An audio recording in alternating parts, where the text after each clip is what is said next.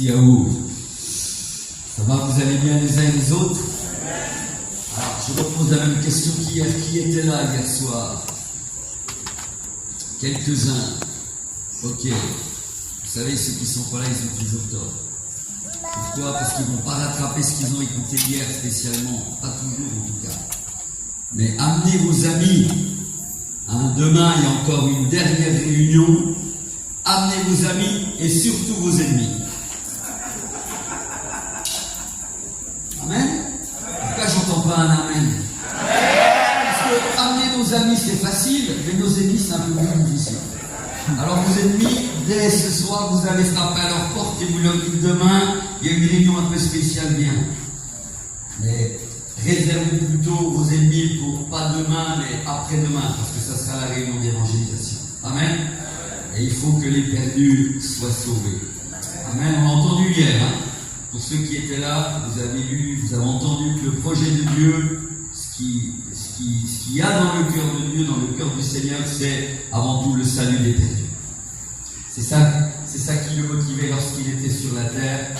Mais maintenant qu'il est au ciel, c'est la même chose. Il attend que chaque jour, les hommes et les femmes passent de la mort à la vie, des ténèbres à la lumière.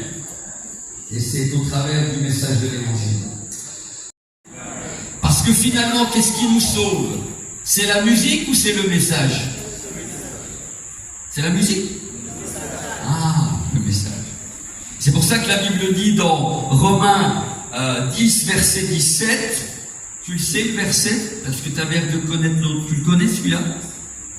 Romains 10, 17. Important de connaître la Bible. Apprenez à connaître les versets, je vous en ai parlé dimanche. Alors, Romains 10, 17 dit, la foi vient de ce qu'on entend, et ce qu'on entend par la parole de Dieu. Donc, ce qui nous sauve, c'est pas la musique, c'est d'entendre la parole de Dieu.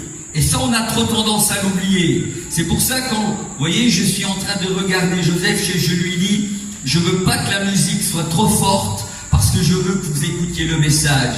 La musique n'est qu'un support. D'accord? Et c'est ça qui est important. Parce que c'est le message qui est important et c'est le message qui nous interpelle.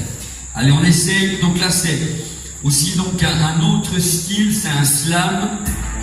Voilà, écoutez. Monte un peu. Le monde va mal et cherche dans la nuit noire une issue, une échappatoire. Le monde se débat dans ses combats et ses déboires sans pour autant trouver de l'aide. Un regard, un sourire qui apporte pour un instant un moment de joie et d'espérance. Je veux te dire que la solution n'est pas de broyer du noir ou même de tomber dans le désespoir. Mais la solution se trouve en Jésus, le seul espoir. Car sans Jésus, le monde est perdu.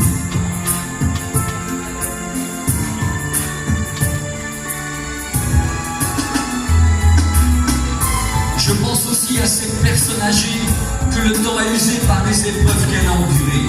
Au soir de sa vie, elle fait un bilan face à cette maladie qui l'a détruit depuis tant d'années petit à petit et réalise que la vie a passé si vite sans qu'elle ait pris le temps de penser à l'éternité. Mais aujourd'hui, c'est trop tard, elle est perdue, elle est passée à côté du seul espoir qui pouvait la sauver, Jésus.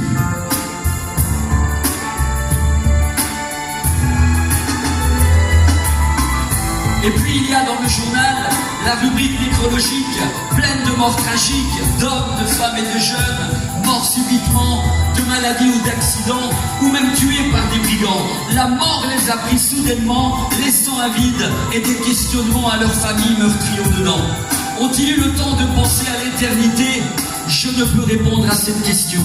Mais je sais une chose, le seul espoir pour eux était Jésus.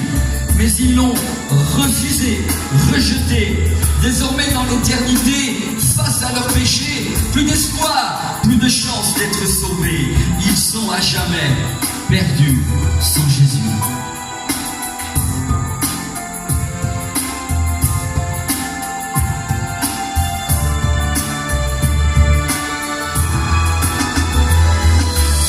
Je me souviens de mon ami d'enfance Antonio, à qui j'avais parlé de Jésus. Mais il n'en a pas voulu. Quel quelques années plus tard, on l'a retrouvé mort dans son appartement à l'âge de 33 ans. La vie et la drogue l'ont malmené. Mais où est-il aujourd'hui dans l'éternité? A-t-il eu le temps de lancer un cri, un appel, un SOS vers le ciel et de se repentir avant de mourir? Je ne peux répondre à cette question, à cette interrogation qu'il y a dans mon cœur. Mais je sais une chose, s'il est parti sans Jésus, qui lui offrait le salut, désormais, maintenant, trop tard, sans lui il est perdu.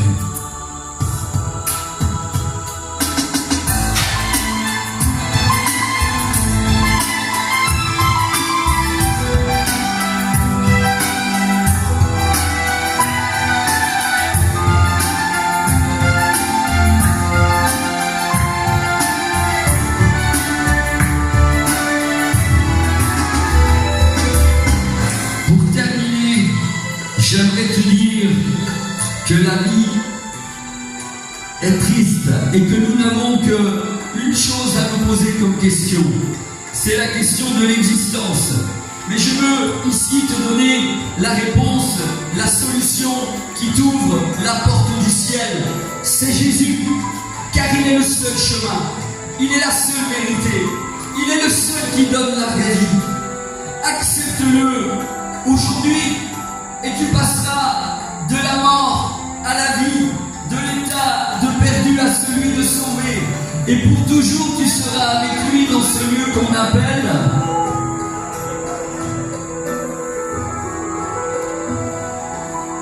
le paradis.